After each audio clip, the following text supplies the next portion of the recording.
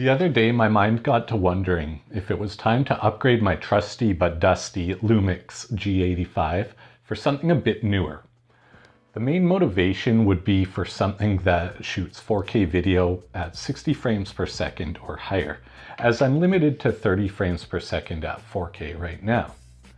I enjoy filming wildlife, and a new camera would allow for capturing much better slow motion. But the frugal side of me quickly stepped in. New cameras aren't cheap, and maybe I'll be happier to squeeze a bit more use out of my current one before replacing it. Then I had a moment of inspiration. Topaz Video AI has been getting a lot of buzz recently.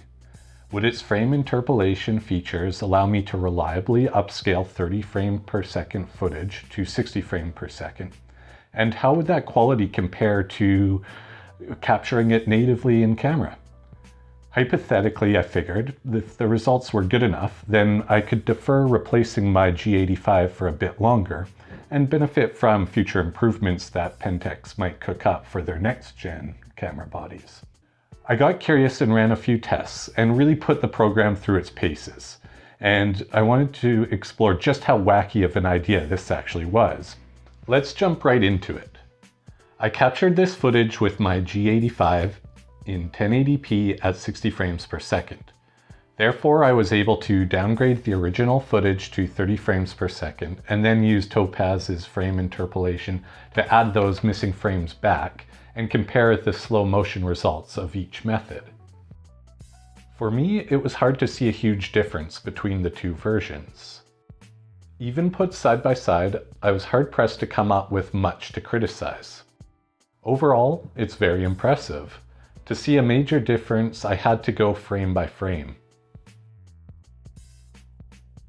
In this section, for instance, watch the bird's foot.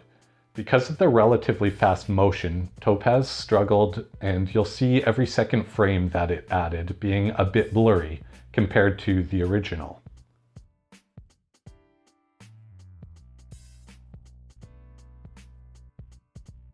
But when the bird wasn't moving so fast, Topaz gets it pretty dang close.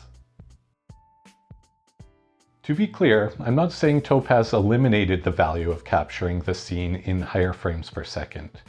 At the end of the day, you will always be better off with more data captured in camera than without.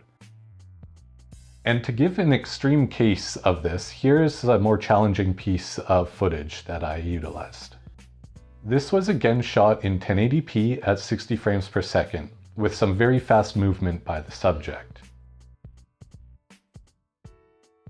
This time I didn't need to go frame by frame to see an obvious difference.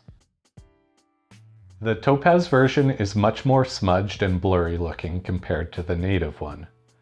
There was just too much going on in the scene and not enough data for the software to work with.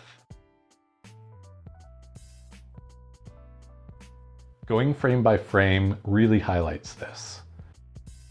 Again, notice how every second frame it added is missing significant details.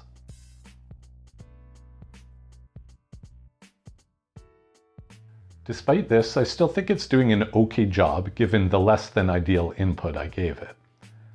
If I had no other option, I might still be able to settle for this output. Overall, I'm quite impressed with the results. At $300 video AI isn't necessarily cheap, but that being said, the latest and greatest camera bodies that I've been drooling over cost far more than that.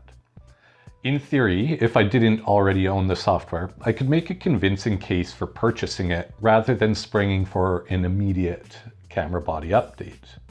The results aren't perfect, but as a non-commercial hobbyist, it's certainly workable for many scenes I might shoot, with a significant caveat: time and workflow. Video AI requires a fair bit of processing power. On my modest computer, these 10-second clips took around 15 minutes each to process.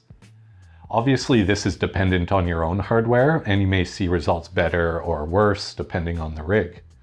Regardless, you'll be adding an extra step and overall time to your editing process, so it's up to you to decide whether this convenience is worth it or not. For myself, I think I'll try living with the extra step for now and see how it goes. Video AI is a pretty fun and impressive tool to work with. Whether you're also looking to squeeze a bit more use out of your older camera, or you have other reasons for exploring its frame interpolation features, I hope this test has been helpful for you as well. Best of luck with your next project, and do let me know in the comments your thoughts and experience. Bye for now.